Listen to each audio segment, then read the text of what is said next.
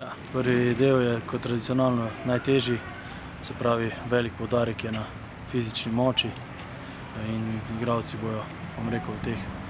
visokih temperaturah, ki so zajele celotno Slovenijo, imeli kar, naporne dneve, naporne treninge, ampak enostavno to je tisti predpogoj, da lahko potem karkoli računamo in naredimo tokom sezone. Jaz si želim, verjamem, da so fantje tisto, kar so imeli za narediti čez poletje, opravili tako, kot je treba in da bomo lahko naredili samo, nadgradnjo, kar se tiče